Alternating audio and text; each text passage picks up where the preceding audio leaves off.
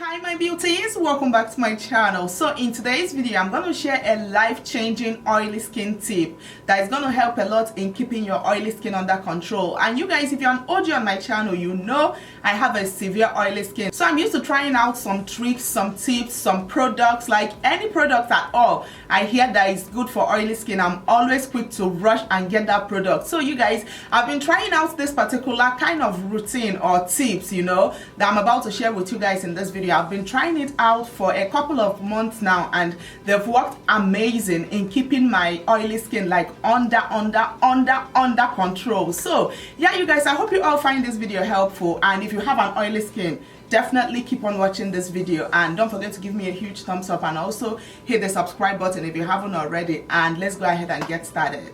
So one thing I never ever do or advise people to do is to use oil on your face when you have an oily skin. But then recently I started seeing a dermatologist. It's almost getting to like 6 months ever since I started, like I have my personal dermatologist right now. So she actually changed my whole perception when it comes to applying maybe oil on your face, because she said that why your skin produce oil a lot is because like when the surface of your skin is dry, it's like your skin sends signal to your oil gland or something. That was how she explained it, you guys. I'm not a medical student, but she said once it sends that signal, your skin starts to produce oil. Like it feels like, oh, your skin is so dry, so it starts producing oil. So she said that it's really advisable to use maybe oil, and also she strictly advised me to make sure I use SPF. She said SPF is really good also in controlling oil. So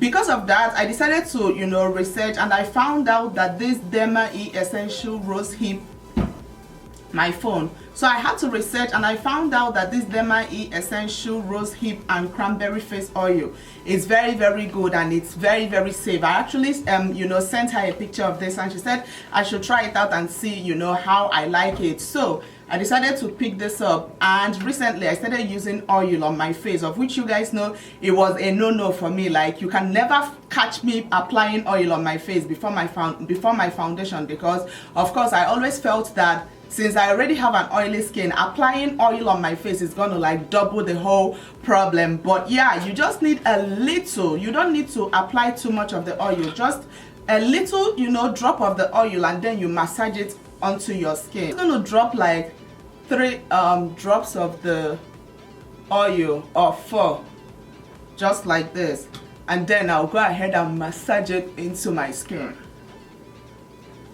Like this right here is gonna make your skin know that, oh, you already have oil on your face, so your skin is not going to go ahead and keep producing oil and oil, which is very annoying. I love to massage it and like wait for 2-3 minutes, because you want it to seep into your skin before you go in with the next product. It's hydrated right now, so you want to go ahead and apply your primer. And if you have an oily skin, I would always advise using a mattifying primer. I love my Becca Evermatte Poreless Priming Perfector. I know that particular primer have a very long name, and also I love this Makeup Forever Step 1 Skin Equalizer. So I'm going to apply like maybe 2 pumps of the primer, and I always love to concentrate it on the areas where I normally produce oil, like my nose, my T-zone, my chin, and then I distribute whatever is left all over my face.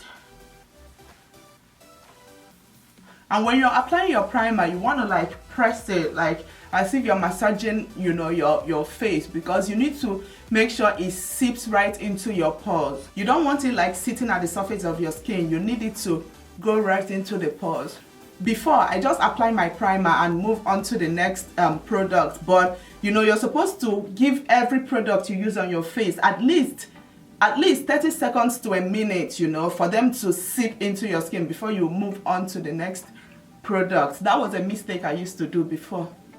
The next thing we're going to do is to go in with a blotting powder, and I recently started using Cover FX blotting powder, and you guys, like this particular product right here does amazing. Like it does wonders when it comes to controlling how much oil you produce even before you go in with your foundation. And I always interchange between my Fenty Beauty blotting powder and this Cover FX. One thing I love about Cover FX is the fact that it has a little bit of color to it. Like, I notice sometimes when I use my Fenty Beauty, you know, it leaves kind of a white cast on my face. As you all can see, like, although it's a blotting powder, it's not meant to have color, but most times, especially when I'm done with my makeup and then I decide to blot my face, I always notice that this leaves kind of a white cast on my face, whereas as this one, as you all can see, like, it has kind of color to it. So it's like better, especially if I want to blot my skin, maybe after 4, 5, 6 hours of wearing my makeup. I always gravitate towards this one because it has kind of color to it, so it won't leave that white cast my Fenty Beauty leaves on my face. Although sometimes I still use Fenty Beauty, but this one right here has been my current favorite. So I'm gonna go in with my Sephora Pro Angled Contour and just pick up the blotting powder. So you all can see, just tap it onto the compact and then begin pressing it into my skin. This right here works wonders in controlling how much oil you produce once you apply your foundation. So I love to go in, especially on the areas where I tend to produce oil, and I just love to apply the powder all over those areas. Like, you necessarily do not need Cover FX. You can use any blotting powder of your choice. So since this is kind of my foundation makeup routine, I'm gonna go ahead and color correct. And you guys, if you're an OG on my channel, you know I never used to advise on using orange color correcting concealers. I always like to go in with like a dark brown concealer, but ever since my skin have been improving, you know, I don't have too much of dark spots, like heavy dark spots like I used to. So I just started using an orange concealer to like color correct my skin. Like before, I would advise, if you still have like highly pigmented, you know, dark spots, like using a dark brown concealer, it's fine. But yeah, since I don't have, you know, too much of dark spots anymore, I just gravitate to using an orange concealer. And I'm using my LA Girl Pro Conceal in orange corrector. I'm just going to dot it, as you all can see, like right here. I'm going to dot it on the areas where I have a little bit of dark spots.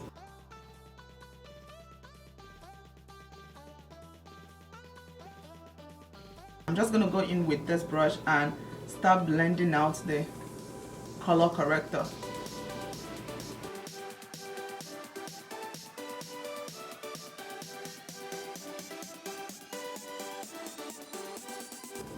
And color correcting is really good because it helps to like counteract the color of whatever spots you have on your face. If you have a black spot, it's, you know, recommended to use an orange color correcting concealer. And then if you have a red spot, it's recommended to use a green color correcting concealer. So it all depends on the color of the spots you have on your face. Yeah, try as much as possible to run away from any dewy, illuminating, what other name do companies give their foundations? Just run away from such foundations because they are going to like increase how much oil you produce all throughout the day. So I always gravitate towards mattifying foundation, water-based foundation, or stick foundation. I went to Sephora like I would say 3 weeks or 4 weeks ago, and I decided to try out this Smashbox Studio Skin Shaping Foundation, and you guys, I'm obsessed. Like, I'm loving this foundation. It's a stick foundation. It actually comes like this. It looks just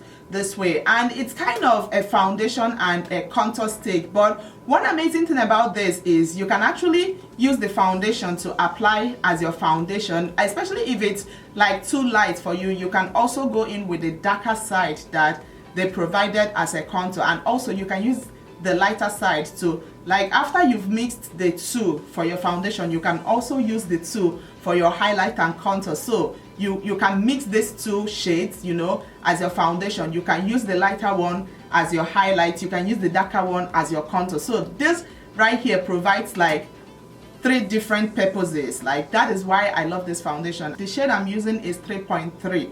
An NC 47 in MAC, so you guys will be able to, you know, like relate it to your shade. I'm just gonna go ahead now and, like, you know, mark up my face with the foundation and also add a little bit of the darker one.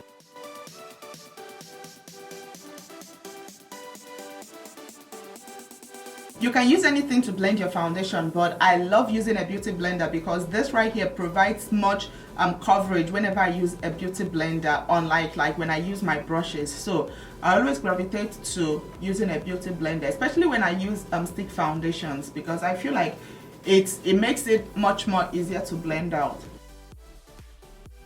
And I'm using a damp beauty blender.